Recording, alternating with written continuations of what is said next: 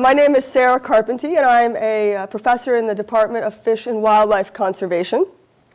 And I'm also a lead researcher with our program here called the Virginia Tech Shorebird Program. Let me put this other mic on.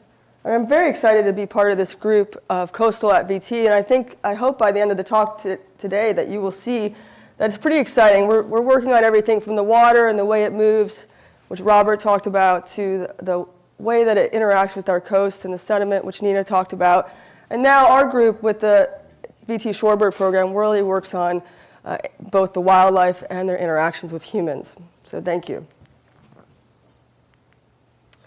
So I flew into Blacksburg about 14 years ago, I would say on a wing and a prayer, to begin to work on a really challenging issue. That is, could humans continue to harvest the horseshoe crab without jeopardizing the continued existence of this beautiful migrant shorebird, the red knot? You see, the red knot, which dramatically flies over 20,000 miles each year from its breeding grounds to its wintering grounds, was in serious decline. It had declined by over 80% in just a few decades. And it was seen as really a canary in the coal mine for problems facing migrant waterbirds around the world.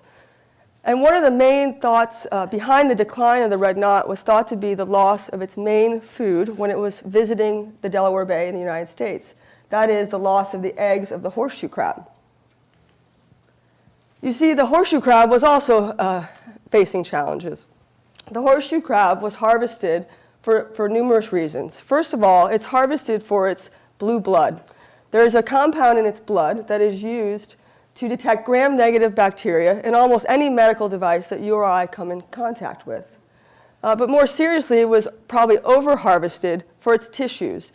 And it's used by, the meat of the horseshoe crab is used by both watermen and waterwomen around the world as bait for the ever-increasingly popular conch harvest. So as my colleagues and I began to work on this challenge of the linkages between the red knot and the horseshoe crab, and the watermen whose livelihoods and lives depended on the crab, I really learned firsthand about our mission of Ut Prosum. You see, our job was to conduct the highest quality science to inform management and policy decisions about this fishery that really affected the lives and livelihoods of these waterbirds and watermen. So now, looking back over the last 14 years, I'm really proud to be part of a program that has worked on a variety of imperiled waterbirds around our coasts. And in all of our projects, we're trying to help inform decisions that benefit both humans and waterbirds, especially in the face of increasing demands for our coast for activities such as human recreation and development, for important military training, which Nina mentioned she interacts with that as well, and then also for important activities such as energy exploration, and unfortunately some of the conflict points we feel with that, such as experienced during the Deepwater Horizon oil spill back in 2010. So our Shorebird program works with coastal managers and policymakers to try to inform decisions that are compatible with human uses of the coast, but also protect waterbirds. Of the many challenges we have worked on, and those that lie ahead on the horizon, I think the greatest challenge is that of how our changing climate is changing the very ground upon which our water-based communities and our waterbirds exist. So as we emerge from yet another challenging storm season here on the Atlantic and Gulf Coast, I'm sure we all remember the challenges of Superstorm Sandy. This is an image of that storm from 2012. And unfortunately, all of the scientific evidence suggests that we are going to experience larger, wetter, and stronger hurricanes as ocean temperatures warm. Also, as ocean temperatures warm, we will experience rising seas and floods even in the absence of storms. Now, unfortunately, these flooding and storm events have nearly universally negative impacts on humans. This is an image from extreme devastation experienced on Breezy Point, Long Island after Superstorm Sandy. Or we experience the loss of more marshes, for example, due to more gradual sea level rise and even smaller storms.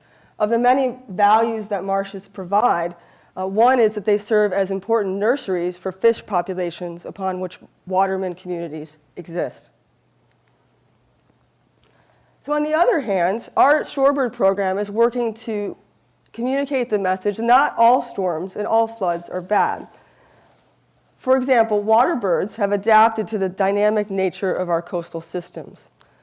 So when some storms and some flooding events are key to their survival. So for example, this is an image of Old Inlet on Fire Island National Seashore on Long Island. And when our group looks at a picture like this, we actually see incredibly high quality wildlife habitat, whereas others might look at this and see a hole in an island that needs to be filled. So you see what happens is when storms wash over and bring sand across an island and sometimes breach an island, that new sand becomes excellent wildlife habitat. So for example, the scouring of storms that you see here and floods creates vegetation-free areas that waterbirds need to hide themselves, their nests, and their eggs from hungry predators.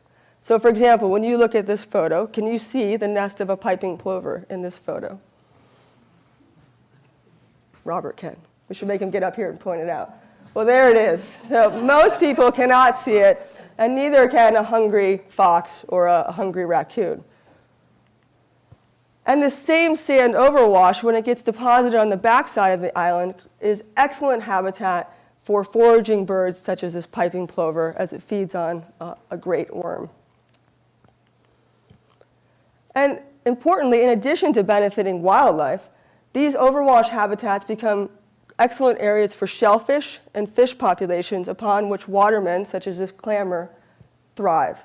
So when Mother Nature is allowed to do her work in coastal systems, the system is refreshed to the benefit of both wildlife and humans. So where do we go from here? I think one of our greatest emerging challenges is how do we respond to changing climate in ways that protect key human infrastructure, but also allow in other areas natural processes to occur to benefit people and wildlife. We are responding to changing climate, and the way we're doing it is fairly simple. There are 4 responses we can have as human populations. We can retreat and leave a coastal area. We may decide to build up key infrastructure and raise it. We may try to stop the water and build levees or breakwaters. Or another option is to restore natural processes and build what we call our living shorelines. And all of these actions are being taken around the US and around the world. And the key thing I want you to remember is really only one of these benefits both watermen and waterbirds. And that is when we allow Mother Nature to work and to restore natural processes. So what do I mean by this? This is a depiction of a living shoreline. And on the right side of this image, what you see is that when you harden the coast and build levees or breakwaters, what universally happens is that you experience high rates of erosion and loss of any fish or wildlife habitat. So for example, this is an image of a breakwater built in Wildwood, New Jersey after Hurricane Sandy, and you see that the beach quickly eroded after the breakwater was built. In contrast, when you build living shorelines using native salt marsh grasses, oyster reefs, scallops, depending on where you are, you actually create an area that can provide benefits for both people and wildlife. So I want to leave you with just a few images because these projects are happening around our coasts and around the world. And some living shorelines are just a few hundred meters in length, and this one might look familiar to some of you. This is in Collie Bay in Norfolk, Virginia. And instead of deciding to rip-rap and put stones along the shoreline to prevent erosion, this community worked to restore native salt marsh grasses. And those salt marsh grasses are now providing flood benefits to the nearby neighborhoods by slowing down and breaking the wave energy. It also is serving as fish nursery habitat to benefit our Virginia watermen. And it also is those muddy shorelines are used by a variety of shorebirds and waterbirds for foraging. In other locations, and maybe in response to some questions we heard earlier, for example, along Virginia's Chesapeake Bay and Eastern Shore coastlines, there are massive efforts underway to restore oyster reefs. What's shown here in the upper left are what we call oyster castles before they're deposited in the water. And then when you see them in the water, they're seeded with native Virginia oysters. And those oyster reefs, what we are learning is that they can serve as a buffer for wave energy to protect the upland communities. But they also serve as tremendous, again, fish spawning habitat, oyster habitat, and then great foraging locations for waterbirds. And then lastly, in other locations, planners are recognizing that allowing Mother Nature to take her course in certain areas is the best way forward. So in some areas, as shown on the upper left, in some areas on Long Island, immediately after Superstorm Sandy, breaches and beaches were filled and restored. However, in other places, like I showed you on the bottom right, the planners decided to leave inlets that were opened for the benefit of waterbirds and watermen. And in those areas, we're now seeing the benefit of both cleaner water quality and actually increased flood control on the mainland because water can now more easily exit and enter the bays. So in conclusion, our program, really our whole Coastal at VT program, we are working to help planners see that the coast is mosaic.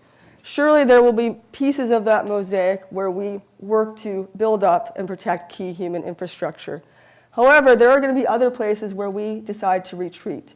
And in those and other places, what we urge is, and what we will try to do is work with planners to restore living shorelines that benefit both natural communities and humans. Because it is really in those areas that both waterbirds and watermen will not only survive, but thrive.